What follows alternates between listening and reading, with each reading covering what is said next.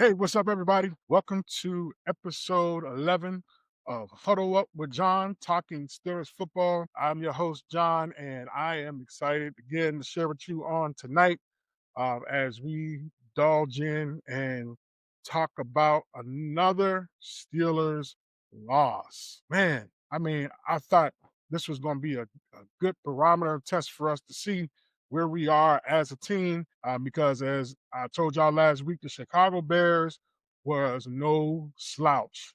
This team has been on the road. They have won 7 of their last 8 games. Um, they have been looking good. Their defense was a little suspect, have been a little suspect, but their offense was finding ways to score points and win and pick up the slack for their defense that had not been up to par. And coming into this game, their defense had been ravished with injuries. I think they had like 4 inside linebackers who were hurt. They were literally playing guys on inside linebacker who was on the practice squad or who they just got off the waiver wire, this past week and brought them right in and plugged them into the game. So you just thought, man, with all these injuries and with the Steelers coming off of a win against the Bengals, where they pretty much looked like they redeemed themselves offensively and defensively, like they may be hitting stride. You just felt like maybe they can get a win in Chicago, and if they could do that, that would have done wonders for the team. That would have helped them in the standings because they would have kept a 1-game lead over Baltimore for first place. Because Baltimore has stormed back. They started off 1-5, but they have ran off 5 wins in a row. Now Lamar Jackson is back from being injured. So it was just important for the Steelers to come away with a win from Chicago, so in Chicago, so that again they could maintain first place and also maintain that role that they were on coming off that win against the Bengals. However, it was not to be so. Just wasn't to be so. And the Steelers came away with a loss, 31-28 to the Chicago Bears in Chicago. And there were some changes that happened prior to the game. We learned at the beginning of it, before the game started, that Aaron Rodgers was not going to play, that he was not healthy enough to play with the broken bone in his left wrist. And so Mason Rudolph got the start. And, y'all heard me say last week, I thought that they would be okay with Mason Rudolph because everybody who knows me knows that I am a Rudolph fan. But as I'll talk about a little bit later, Mason Rudolph, he did some good things. He did do some good things, but he did some bad things as well that hurt the team. And the performance from the entire team was just not good enough to overcome the Bears, and they lost 31-20.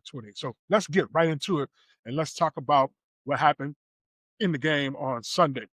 The Steelers get the ball first, and the very first play of the game, you would think, and we would think, that the Steelers is going to take advantage of this inside linebacker group that's the patchwork for the Bears, and they will run the ball down their throat. Y'all hear me? Run the ball down their throat.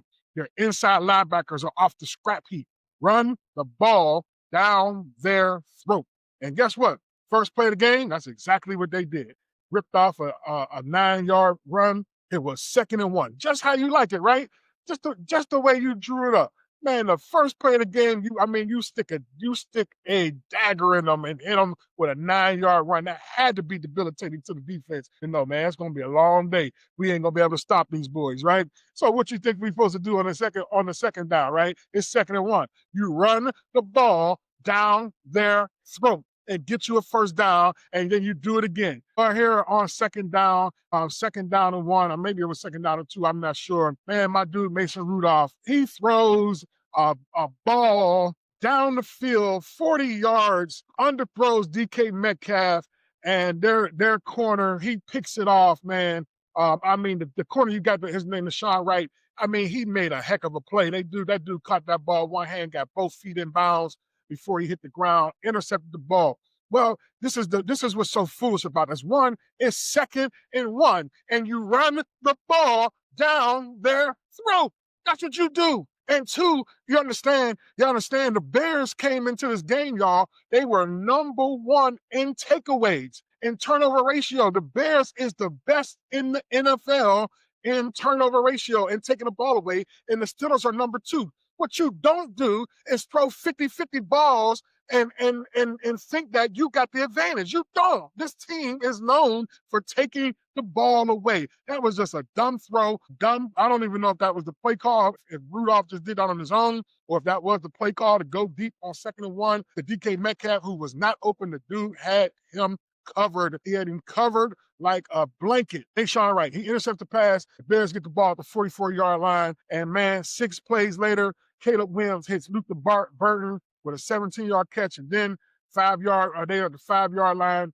Caleb Williams hits my man DJ Moore, who I like. He's a wide receiver. He was playing for Carolina. They got in the draft. They got in a draft day trade a couple years ago when Carolina got moved up to the Bears to get the number 1 pick. They traded DJ Moore to the Bears. But anyway, Caleb Williams hits him for a 5-yard touchdown pass. Immediately, the Bears are up 7-0 in the first quarter. Again, that's what the Bears do. They take the ball away and then they score. That's what they're known for. You just can't do risky stuff like that and give them the chance to do what they do best. It just made no sense. But anyway, it was to be so. Well, on the next kickoff, and their kickoff guy, he kicked like a knuckleball. I know that ball was going crazy. Kicked that ball all the way down there, man, and the Steelers got the ball and got popped at the 5-yard line. I'm like, golly, here we go. Man, here we go. Like, this can't be happening. This just can't be happening in the first quarter. Second play of the game, we throw a pick. 7, 8 plays later, they score a touchdown, and then a knuckleball that he kicked, and they get the ball at the 5-yard line. I'm like, we in trouble. However, Steelers, somebody knocked some sense into their head because they did what they should have done on the first drive. They ran the ball down their throat. Y'all gonna hear me say this all night. They ran the ball down their throat. First play, 12-yard gain by Jaylen Warren behind the big old the 6th lineman Spencer Anderson. He was lined up as a fullback. 12-yard run. Then Rudolph did something that we ain't seen too much. Rudolph found a wide open receiver in the middle of the field. That's something we ain't seen a lot of. And as it relates to the passing game, except for when they get down to score touchdowns. But in the middle of the field, we've seen him. He hit Ben Skoranek with a 21-yard play action pass, and then he hit Kenneth Gainwell with a 13-yard pass, and then they did this little. They brought DK Metcalf in motion, and they said it was a handoff. I don't know. First they said it was a lateral pass, and they said it was a handoff. I don't know which one it was, but anyway, he latered it, or he handed it off the DK Metcalf from the 5-yard line. DK Metcalf swings around, scores a touchdown. Now we on the board. It's 7-7. Okay. I'm like, here we go. Okay, we drove, y'all. We drove 95 yards and 13 plays to score a touchdown. I'm like, man, that's what I'm talking about. That's the way you answer. That's how you answer throwing a pick, giving up a touchdown, getting the ball, knuckleball to you at the 5-yard line. You respond by running the ball down their throat. Because when you run the ball down their throat, it opens up the play action in the middle of the field. Why? Because they're scared of the run. The linebackers got to come up close to the middle of the line. Close to the line. And when they come up, you play action and you hit behind them. So great response to that horrid beginning of the first quarter, and a bruising 95-yard drive to score a touchdown. They came away with a touchdown after going 95 yards, right? The Steelers, the score is 7-7. Then first play of the second quarter, the Bears is backed up to their own goal line, right around the 7-8 yard line, I think it was. And man, we've seen something that we've been waiting to see just on a more regular basis. But TJ Watt earning his $41 million contract, because TJ Watt beat the right tackle who in my opinion, he one of the best right tackles in the league, Darnell Wright from Tennessee. Man, I was hoping the Steelers was going to draft him a couple years ago, but the Bears shocked everybody and drafted him in the top 10, which he's earned it. That boy has earned it. That boy is nice. But he wasn't nice on that play, because TJ Watt beat that boy around beat him around the edge. And I don't know what the heck Caleb Williams was doing. He was trying to get away from TJ, and I don't know if he tried to flick the ball or whatever, but he was holding the ball all crazy. TJ Watt had his other arm, so he couldn't do nothing. And TJ Watt was able to get him down, but caused him to fumble. He fumbled the ball in the end zone. Boom. Herbert picked it up. Nick Herbert fell on it for a touchdown, and the Steelers end up going up 14-7 at the top of the second quarter. It's 14-7. Now I'm really feeling real good. I'm like, oh man. I'm like, yeah, that tide turned real quick. The momentum turned real quick, right? From what happened in the first part of the first quarter, from the interception to the long drive for a touchdown, and then we turn around and get a 95-yard drive, and then we turn around and get a defensive touchdown, and we are 14-7, right? Then check it out. After that, the Bears fumbled the ball. They fumbled the ball. The rookie defensive tackle Yaya Black recovers the fumble. It was like 3rd and 2 from the Bears. DeAndre Swift, he fumbled it, but still get the ball back at the 50-yard line. But I'm thinking, okay, now we got a chance to go up 21-7. If we can score here, we got the 50-yard line. If we can score, it's going to be 21-7, man. It's going to be hard for them to come back from this, right? However, Steelers had a 4th and 1, and Tomlin goes for it, which he should have, because they was going to do their tush push has been working. The Steelers version of the tush push has been working. Well, I don't know what the heck Connor Hayward was thinking, man, but the replay shows that when the ball was hiked, Connor Hayward is literally sitting there for like a couple of seconds just waiting. And I'm like, what is he doing?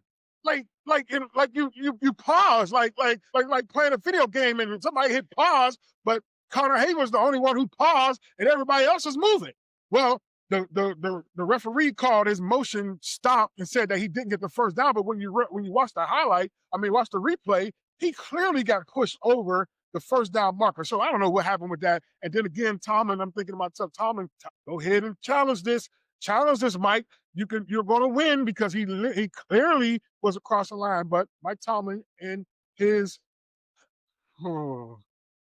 elementary way of managing games, he don't challenge when he should, and he challenges when he shouldn't.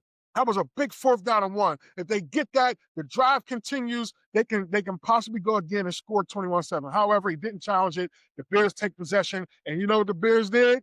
They put the ball in the end zone. And I mean, they drove down 12-yard touchdown pass from Williams to tight end Colston Loveland with like 3.5 minutes to go in the first half. And I'm like, it's tie game. It's 14-14. Big swing right there. A big swing off of that 4th and 1 play from Connor Hayward being a Darren Lice sitting there under the daggone center, just sitting there,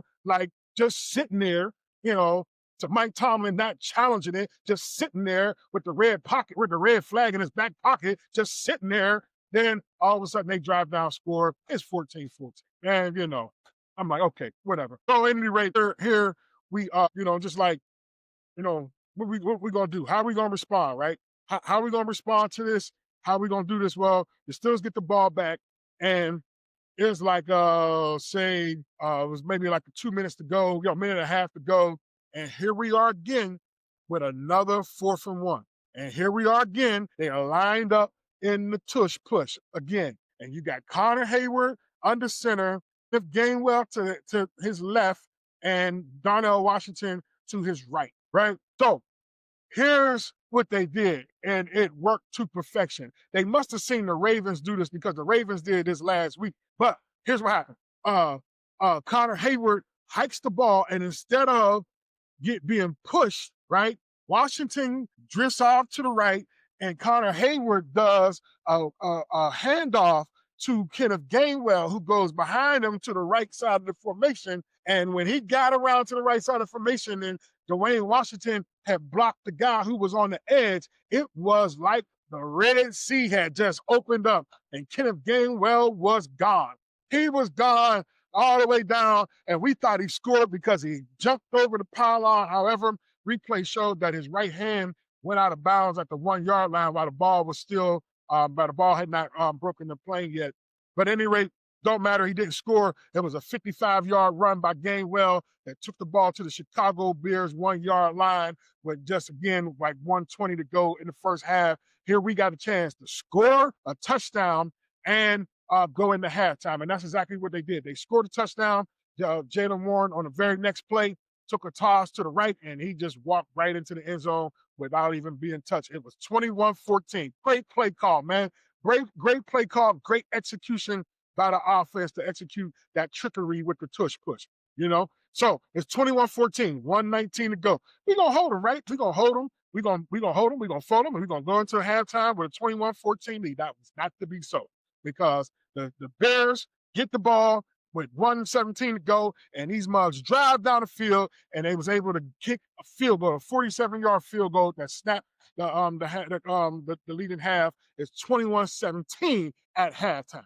Now, I mean, we still felt good about it, because we're still in the lead, but I just don't like giving up those points. And the reason why I don't like giving up those points is because in that drive was a major play that could have avoided those points. Let me show you how the game works, y'all, because the game, like Mike Tomlin said in his press conference, is always about just a few plays. Well, on that drive, when they was driving to kick that field goal, man, they had Caleb Williams rattled a little bit, and he threw a ball that hit the new safety, Kyle Duggar. Remember last week, Kyle Duggar took a 73-yard pick six of the interception and went 73 yards for a touchdown. He had another one right in his hands, and he dropped it. If he catches that ball, the Bears get no points. As a matter of fact, the Steelers may even have a chance to drive down maybe like 10 or 15 yards and kick a field goal to go into halftime where the score would have been 24-14 with a 2-point lead.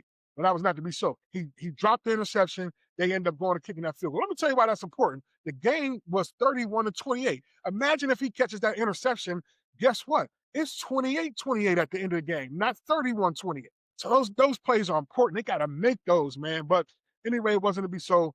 And so we go into halftime. We come back out of halftime. Instead of the Steelers going into halftime 24-14 after having scored, or even 21-14 for that matter, after having scored right before half, and we get the ball at halftime, we go in as 21-17. We get the ball at half. We get the ball at halftime, and we immediately go 3 and out. We got a punt. Well, punter, he kicks a great punt. I mean, a great punt that the Bears would have had to start the drive at their own 10-yard line.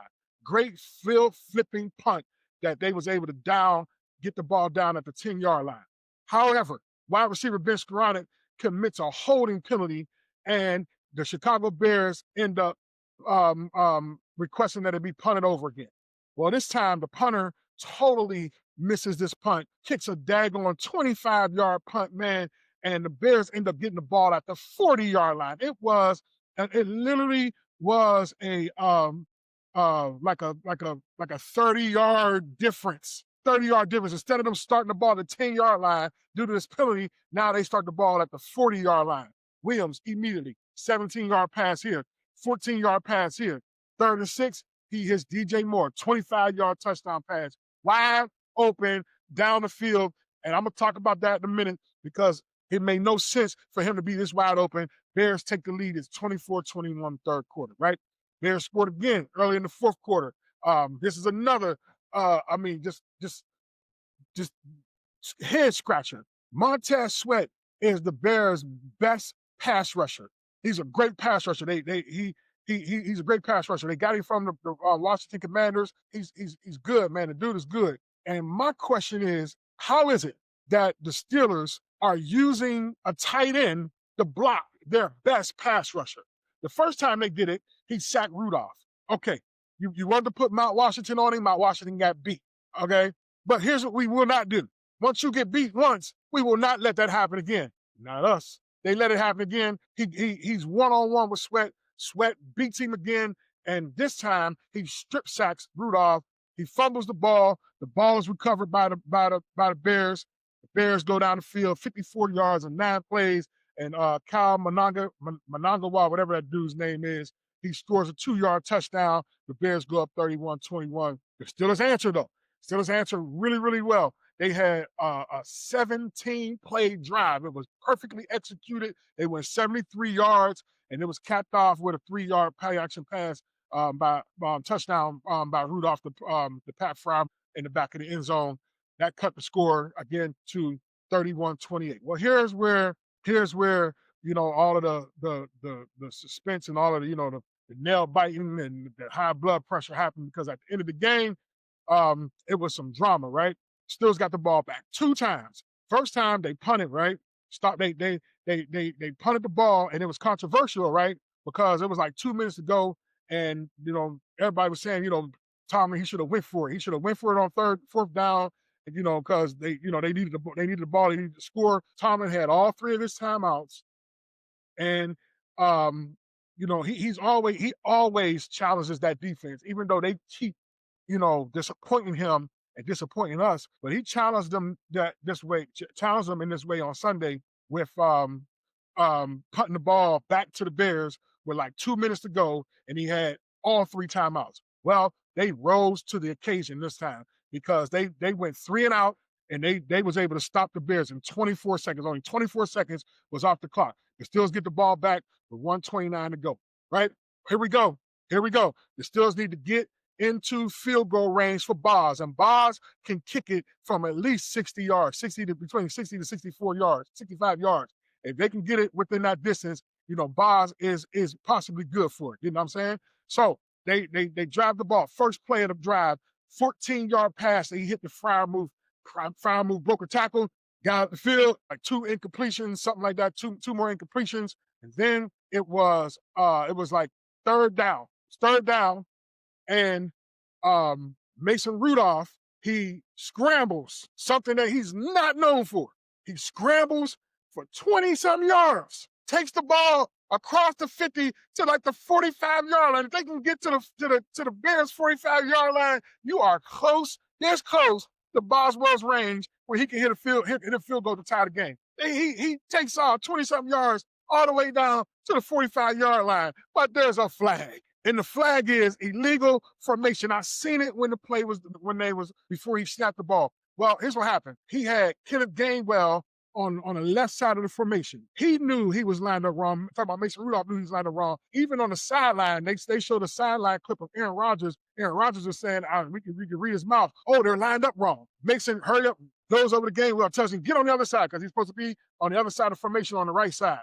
And on the right side, you had the tackle, you had Calvin Austin, who was off tackle, and then Gainwell, who was supposed to get on the other side and get up and cover the tackle. Y'all understand that there got to be 7 men on the offensive line, right? I mean, on the offensive line. Yeah, seven men on the offensive line. Somebody got to cover the tackle on the right tackle, and somebody got to cover the left tackle, right? But on the right side, nobody was covering the right tackle. Gainwell was supposed to get over there and cover him up. And even Calvin Austin, you could see him wave his hand and tell him to move up. And Gainwell didn't budge. Well, it was called legal formation. It brought back that long run by Rudolph, man. And so then, it was fourth down. It was fourth down and like 9 to go. And Mason Rudolph threw a pass to the left side of formation to DK Metcalf, who was covered really well. That pass probably would have been picked. However, the safety blitzed from that side and jumped up and knocked the ball down.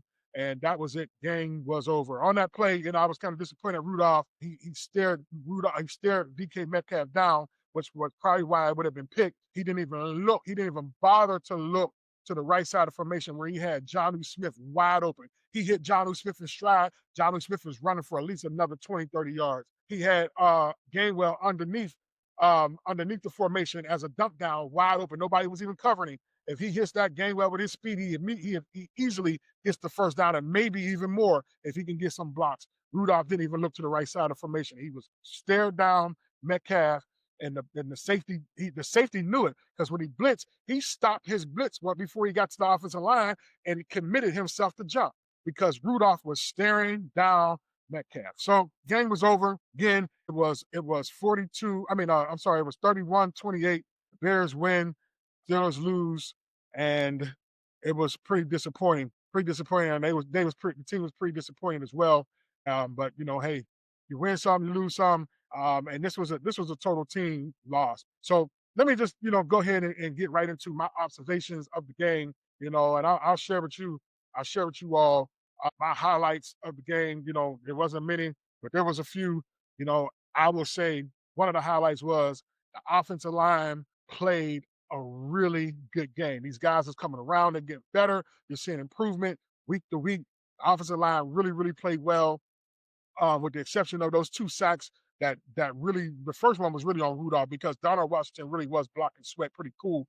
Rudolph kind of eased into that. Instead of stepping up in the pocket, he panicked and went towards where the defender was, and he ended up getting sacked. But that second one, Donald Washington got beat bad by Montez Sweat, and sack Rudolph for that strip sack and fumble. But other than those 2 sacks, both of them was on the tight end and the quarterback. The offensive line didn't give up hardly any pressure. Rudolph had time to throw. The offensive line open holes, which is another reason why I understand why they did not run the ball down their throat. They started off running the ball really well all the first half. The third quarter, they ran a little bit, but they always panic and want to throw the ball. I don't get that with Arthur Smith.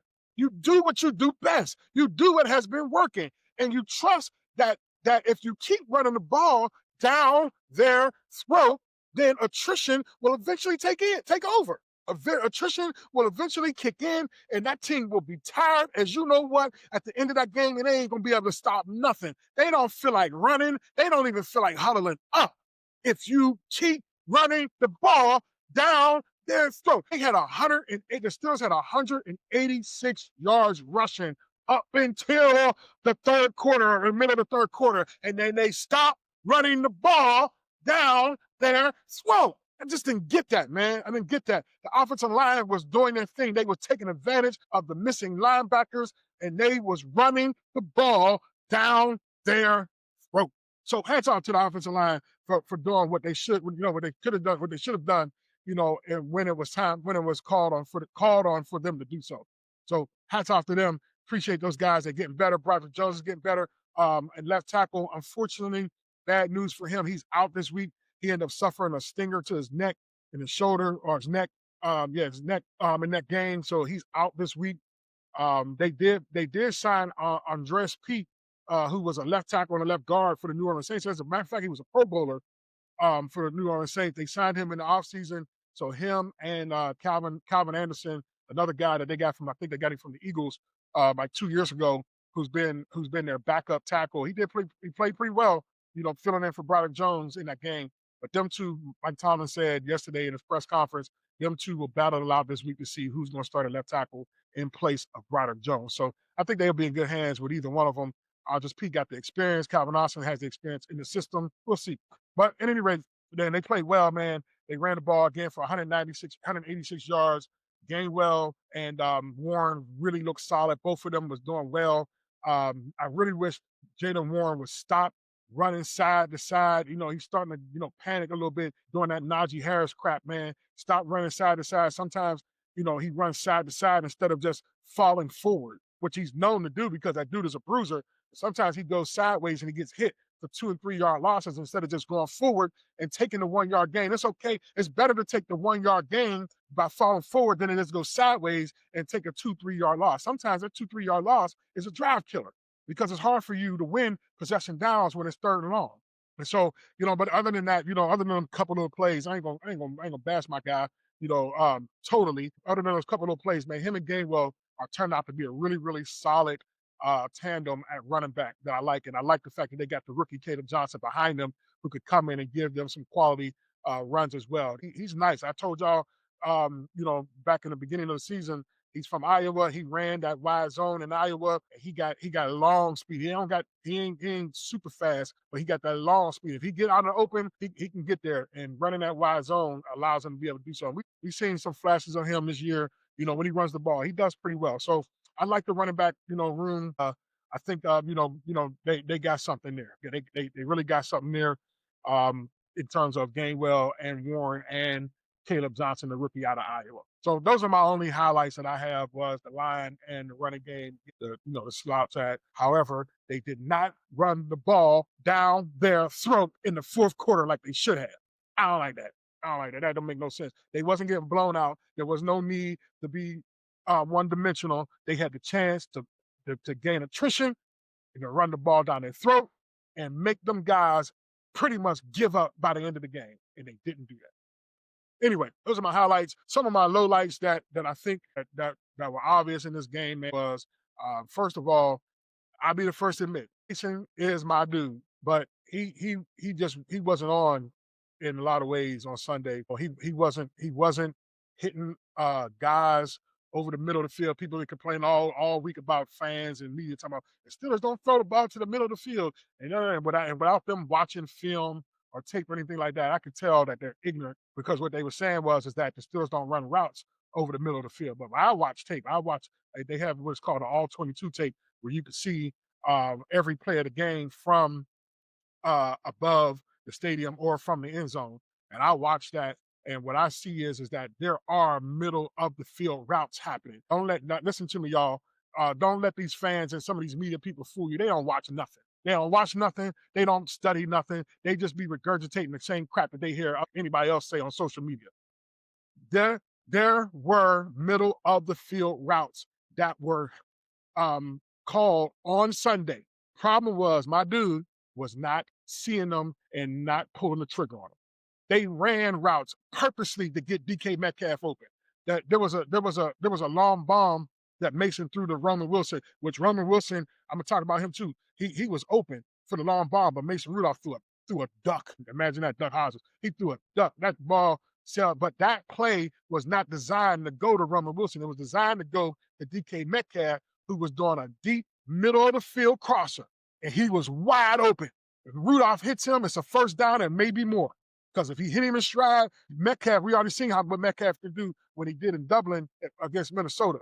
He was wide open in the middle of the field, which is something I know that they drew up for DK Metcalf. And what the heck was Mason thinking throwing a deep ball? And then not only did he throw a deep ball, he threw a duck. I mean, badly missed Roman Wilson. That ball sailed out of bounds. And Roman Wilson had this guy beat. Let me just say this real quickly about Roman Wilson, too, because I noticed watching some of his routes, this dude is open.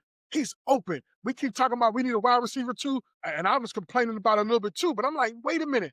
Let me pay attention to these wide receivers. Him and Calvin Austin, they're getting open. I mean, Roman Wilson had that dude beat.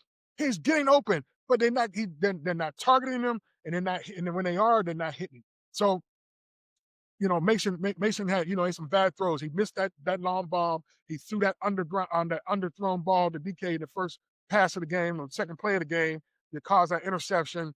That stare down on fourth down to DK Metcalf instead of going through your progressions where he would have seen obviously on the right side, Anu and Gainwell wide open, that both of them could have got him a first down. He just wasn't on Sunday. And I heard his press conference today actually after practice, and he admitted it, he acknowledged it, he watched tape, he's saying, he said, I missed a lot of throws, I missed a lot of reads, especially routes to the middle of the field. So, that's my dude, man. He took responsibility for what he did wrong. It was his first game playing since last year, so hey, it is what it is. But that was a low light for me, was seeing him not be able to, do what I know he does best, which is throw that deep ball.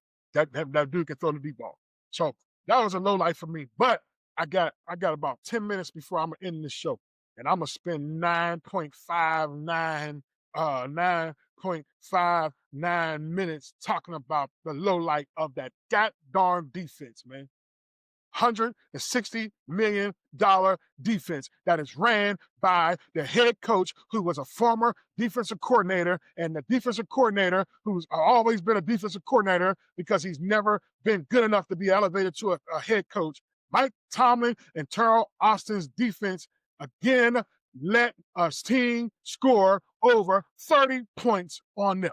And the same stuff that we thought they had fixed crept itself back up into this game. Blown coverages, guys running wide open. Now let me talk about that play real quick. I told you I was going to mention it when DJ Moore caught that 25-yard touchdown pass. So let me tell you something about defense, right? The Steelers are playing a cover three look, if you will. So basically what cover three is you got two corners and you got a safety deep. So pretty much like one high safety. They call it one high, cover three, whatever. There's only one safety deep though, right?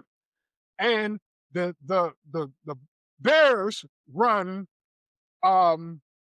streaks, which basically just means the wide receiver just from his starting point just streaks straight up the field. No turns, not just a wide receiver streak. So here's what should happen, right, y'all? When you play a defense like that, and you see how their formation is, the guys underneath, linebackers, nickel, corners, whoever, that since they're in zone, they have to make sure that they are rerouting the wide receiver. You can't let the wide receiver just go and streak down the field by himself and catch an easy pass with nobody on him. And it's unfair that the safety, I don't remember which one it was. I don't know if it was Ramsey or Ducker, who was the only high safety. He was the only one back there.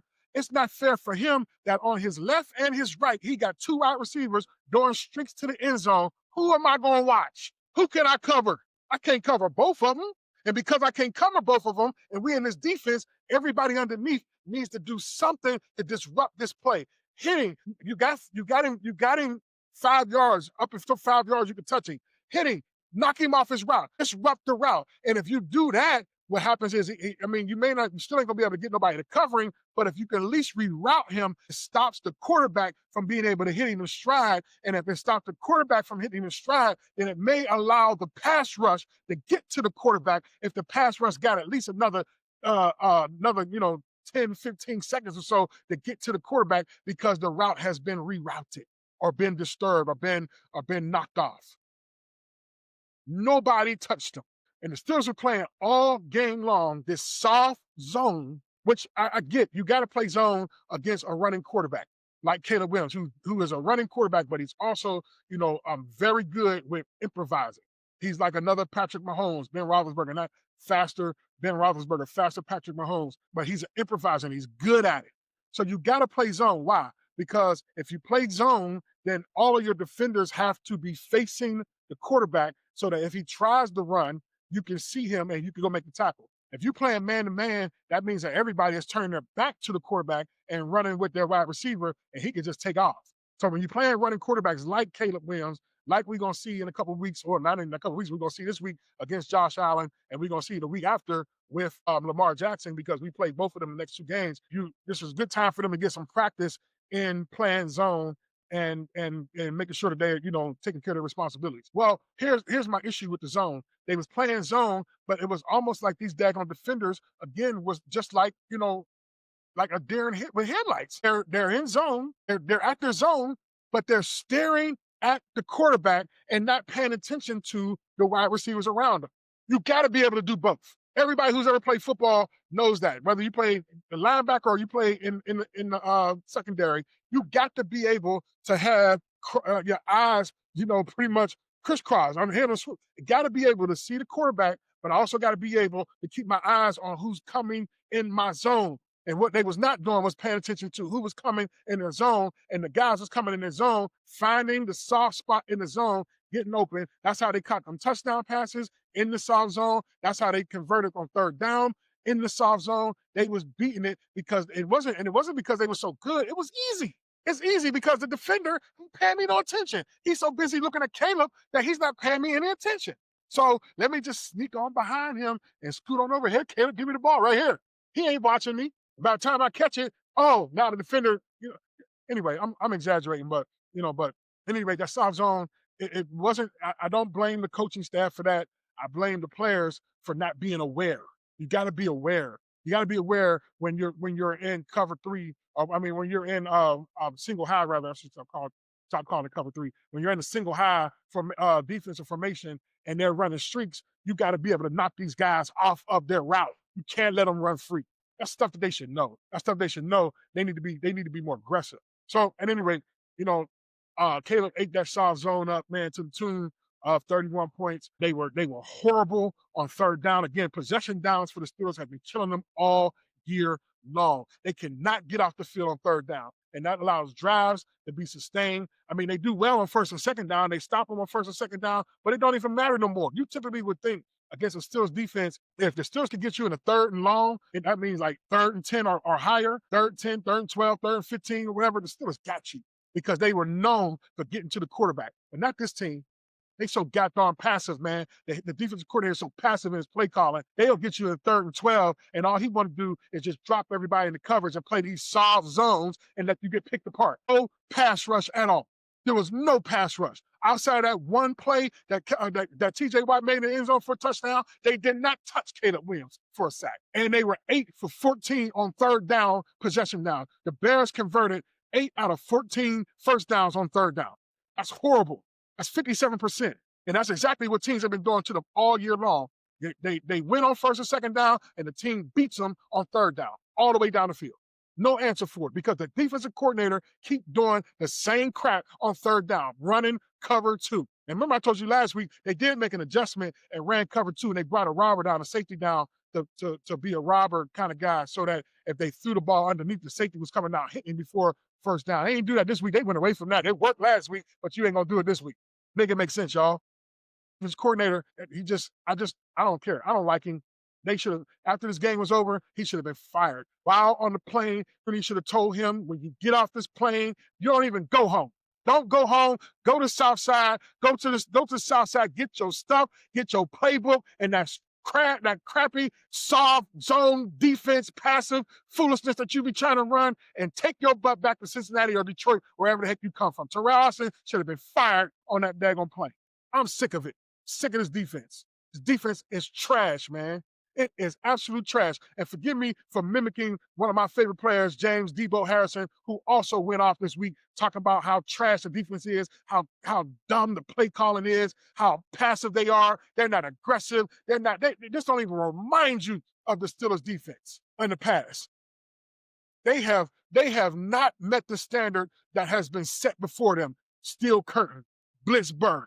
I don't even know what was the team called. What was the famous name for them in the 2000s with Harrison and Woodley and Joey Porter and all those guys. Man, they don't, same Blitzburg, I guess. They don't meet those standards. Them guys was aggressive. Those guys was so aggressive, and so they defended the Steelers. They was changing rules because of how aggressive they was and how physical they was.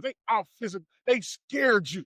Joey Porter winning that Super Bowl 40, and he had Jeremy Stevens, the tight end, had him shook. That dude was scared. Every time he caught the ball, he was dropping it because he was scared to get hit. That's how imposing those defenses were. This defense, they don't scare nobody. They don't scare nobody because of their physicality, and they don't scare nobody with their stupid schemes that they run. $160 million they have pumped into this defense, and they are getting nothing out of it. Nothing. 30 points a game, 8 out of the 9 games that they played. This team's defense is hurting their chances to go where they want to go. And on Sunday, it was just a low light.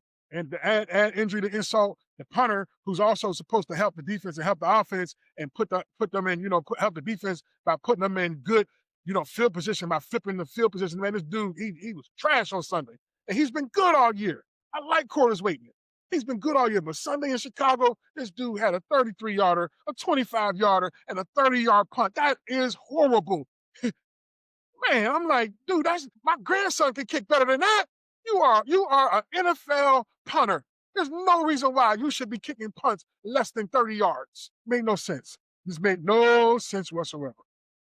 So, needless to say, the biggest low light for me was the defense, but even bigger than the defense and their inability to perform was the coaching, man. Coaching was just horrible. I'm sorry. I don't care what y'all say about Mike Tomlin. I feel like it's time for him to go. And the reason why I say that is because the changes that need to be made for this team to succeed, he won't do them. He won't do them. He's too stubborn. He's too bullheaded to make the necessary changes philosophically, not just, adjustments, from week to week. But you can see how stubborn he is with that, right? Because like I just told you, last week they ran all this cover 2 against Cincinnati, and Cincinnati was beating the crap out of it in the first quarter, but then they made in-game adjustments, what they should have done. Kudos to them for making an in-game adjustment by bringing a robber down and playing cover 2, and the robber was stopping anything that was underneath. But here we get, again, this Sunday, this past Sunday, where was that? Why we go away from it? Why we stop doing it? Because you just couldn't help yourself, because you wanted to get back to your beloved Tampa 2 defense. Man, take you and your Tampa 2 defense to Tampa. And that's the only reason why I say it's time for Tomlin to go. Because he is too stubborn, he's arrogant, and he won't change his philosophical way of playing football. This old school mentality of run the ball and play defense, yeah, I get it. That is a formula that works, but the methodology of how you run the ball and how you play defense has to evolve. You can't just line up and just run the ball with 6 offensive linemen all the time and think that you're going to be able to have success. Eventually, somebody is going to come up with a way to stop you. You cannot keep running this Tampa 2 mess that you've been running for the last 25 years and think that somebody is not going to scheme a way to beat it. They've been beating us for the last 4 or 5 years since he has taken over. Him and Terrell Austin has taken over the defense from Keith Butler, who was Dick LeBeau's disciple. Man, if Dick LeBeau's 3-4 zone blitz defense had to be retired because people caught on to it, then guess what? So does that goddamn Tampa 2. That Tampa 2 defense is just as old as the zone blitz. It is not effective at all. The only way this team wins, the only way this defense gets wins is when they either taking the ball away or somebody has the ability to take advantage of a mistake on the offense and like T.J. Watt beat the right tackle and get a strip sack for a touchdown. But you cannot rely on that.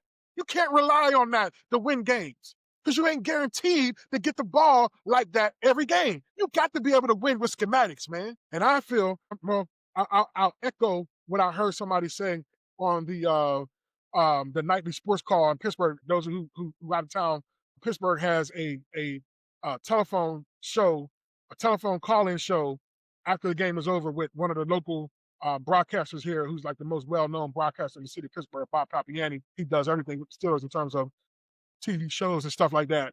And then also former defensive tackle for the Steelers, Chris Hoke. They do this TV show after the game is over. And one of the callers who called in said something that was very important that I think I agree with. He says he thinks, and I think too, that the game has passed Mike Tomlin by. The game has passed him by. He's 19 years in head coach for us. Well over 20, close to 30 years in coaching in the NFL. And all he knows is that Tampa 2 mess. When he came here, LeBeau was the defensive coordinator, and the Steelers forced him to submit to LeBeau's 3-4 zone blitz and not change it to his wannabe cover 2 or Tampa 2 defense. But as soon as LeBeau was gone, they did hire Butler, but he started forcing Butler to implement the stuff that he wanted to do. That's one of the reasons why Butler retired. I'm like, man, he didn't even get a chance to run what he wanted to run because Tomlin took it over. But anyway, it's been a long time, and I just feel like, yeah, I'm with that caller. The game seems to has passed Mike Tomlin by, and that's by choice. Y'all hear me?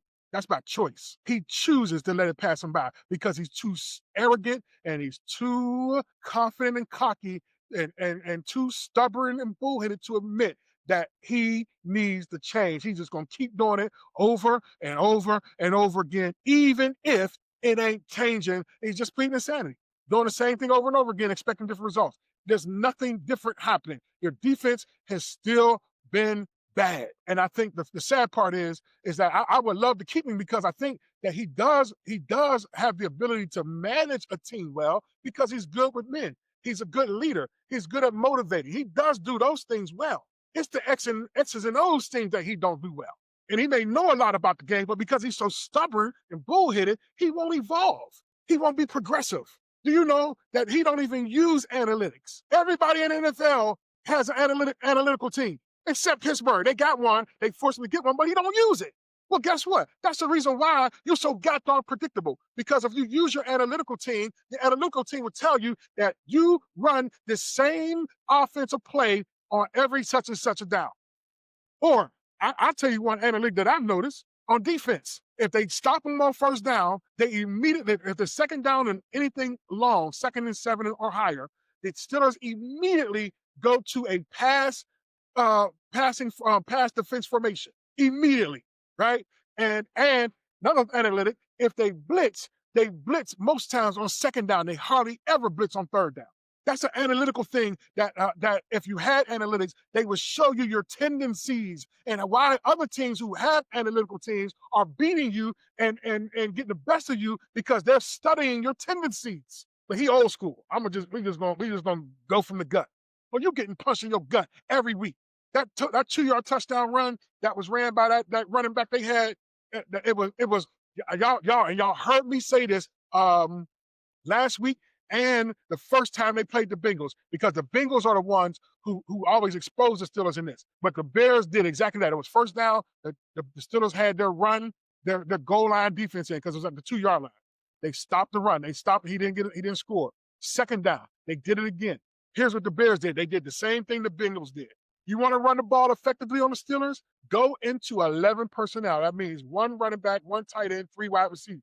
Spread them out because the Steelers will immediately go to their nickel. 4 down linemen, 2 linebackers, 5 DBs. The match sheet. That's exactly what they did. Spread them out, and they ran the ball 2-yard touchdown. Well, let me tell you how stupid that is. How predictable you was. For one, we knew you was going to go to your nickel because they went to their 11 personnel. 2, how stupid it was to do that on the 2-yard line. You know why? Because with 4 down linemen, 5 linebackers and that tight end, 6 people can block 4 people. That's exactly what they did. There was only 2 defensive tackles in the game. Cam Hayward, Keanu Benton. You know what they did? They double-teamed both of them, knocked both of them into the goddamn end zone, 2 yards back into the end zone, easy walk-in for a 2-yard touchdown. By the time the linebacker even gets to the daggone goal line to meet the running back, he's already scored. But guess what? Analytics showed the Bears that that's what the Steelers' tendency is. If you go to 11 personnel, they're going to match you on in nickel. And what the Steelers should have done was they should have left their bigs out there and forced them to throw the ball. You ain't going to run this ball into the end zone. I'm going to force you to throw it. And you better get it away quick, because if you ain't running the ball, then my lineman is coming to you for sacks, because they're going to beat your offensive line. But listen, another thing, the game has passed him by. Analytics is important. It shows you your tendencies, and it shows you the other team's tendencies that give you an edge. He won't take advantage of it. And you're predictable. You know, you're not predictable. We just studying your tendencies like any other smart human being would do. Won't change. And so because he won't change, and we know that Art Rooney's soft, he's soft as an owner. He ain't nothing like his daddy. He will not make changes. He will not tell Tomlin. If I was Art Rooney, I would go in there and say, Mike, I want to keep you. I want you to be the head coach of this team for as long as you want to.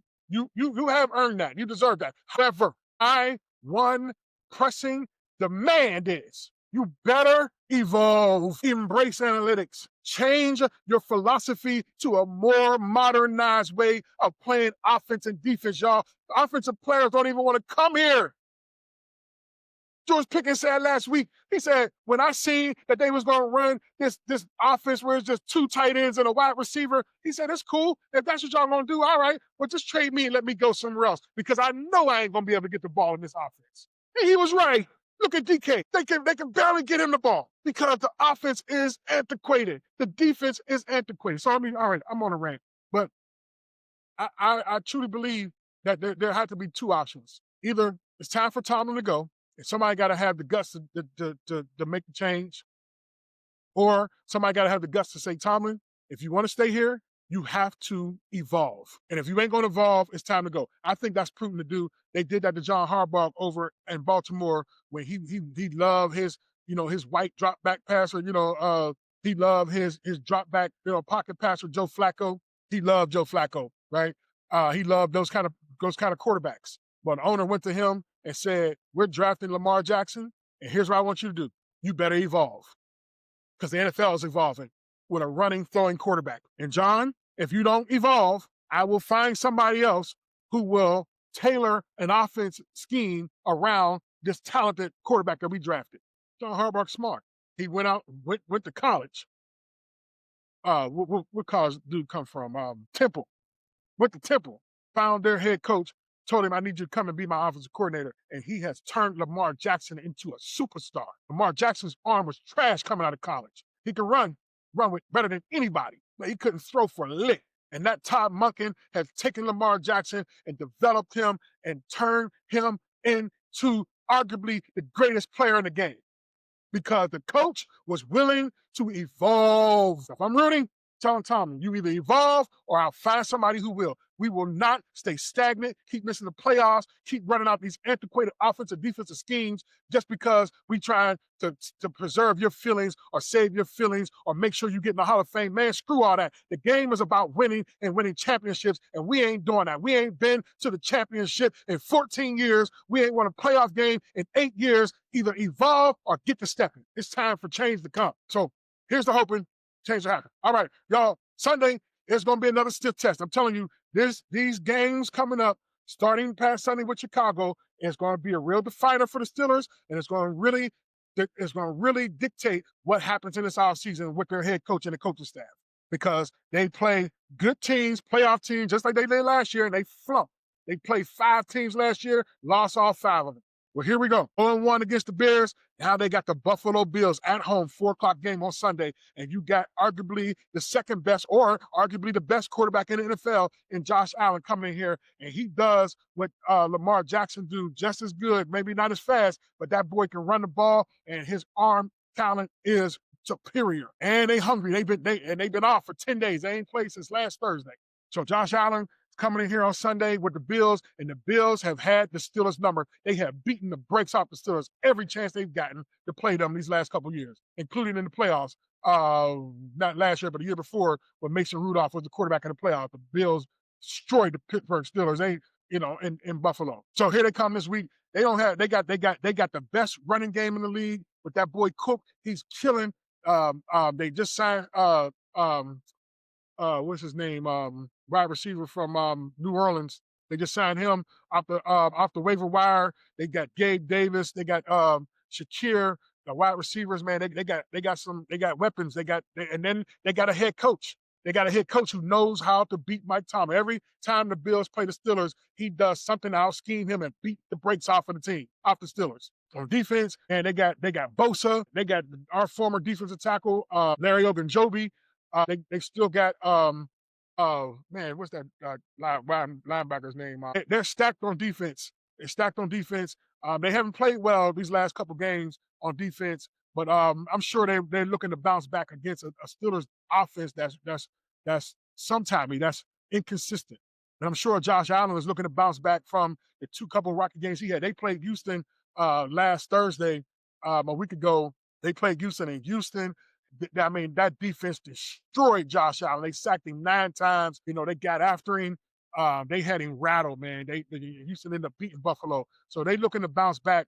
And what better team to bounce back than a team that don't got no pass rush? They got the best pass rusher in the league, arguably, but they ain't got no pass rush. So we'll see. We'll see what happens on Sunday. That's all I got in terms of, previewing that Sunday game. I'm just going to go out there on a limb and say they're not winning. Steelers not winning this game. I'll be there. I'm going, because I'm going, I'm going and hoping that they do win, hoping that something happens that they can pull it off, but I just don't have no hope that they're going to be able to beat the Buffalo Bills. We'll see if Aaron Rodgers plays. Mike Tomlin said that he was optimistic that he will play, but today, as I watched the practice report, Aaron Rodgers didn't even practice today. The first day of practice, he didn't practice at all. He also had a press conference where he said that it hurts to get under center. So that's going to be a challenge. If he can't get under center and take that ball because the broken bone in his wrist, to take the hike from the center underneath the center, that's going to be an issue. And he may not play again this Sunday. So it may be Mason Rudolph again. And I don't mind that. Again, like I told you, I like Mason Rudolph, and I like his chances 2 weeks in a row where he can learn from his mistakes the first game. And there were some obvious mistakes that he could fix. Like looking for Metcalf over the middle of the field, looking for Freiermuth over the middle of the field, looking for Jonnu over the middle of the field. Like instead of on 2nd and 1, chucking the ball 40 yards down the field in a 50-50 ball, run the daggone ball down there, throw, and get the first down. So I'm not afraid of Rudolph starting again this week if he has to. I actually like his chances to be more successful this week, if he has to start for Aaron Rodgers. So we'll see. Well, I guess we'll know at the last minute, like he did last week, whether or not he's going to start Rodgers or Rudolph, which is stupid to me. He's just being spiteful and petty, pretty much.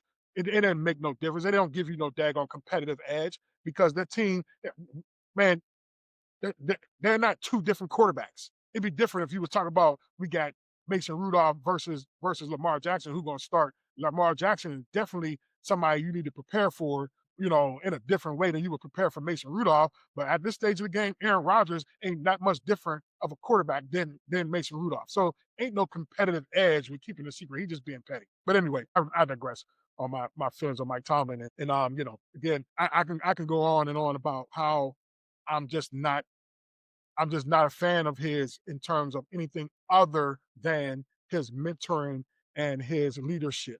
I hold him here in terms of leadership and mentoring. I hold him way down here in terms of head coach, football coach, philosophy, philosophically, schematics. I hold him down here. And even though they say he know a lot, it does not show up in games. And we ain't running no daggone boys club. I'm sorry. This ain't no boys club.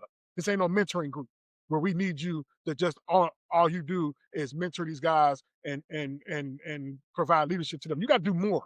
And if you're not going to do more, then you need to be humble enough to hire 2 people and get your hands off of it and let them run a more progressive scheme on offense and defense where you ain't got your stupid hands in it messing everything up. So, all right, I'm done. Because, again, I feel myself going on another rant, and I've already been on here for almost an hour. But listen, I hope y'all enjoyed the show tonight. Unfortunately, they lost, but they get another chance to get it right. They're still 6-5. They are no longer in first place. Baltimore is 6-5 right with them. And because of tiebreakers, Baltimore right now is the first place team in the AFC North. And the Steelers are actually on the outside looking in. They're not even in the playoffs. If the season ended today, the Steelers wouldn't even make the playoffs. So they got work to do. Now, it ain't over.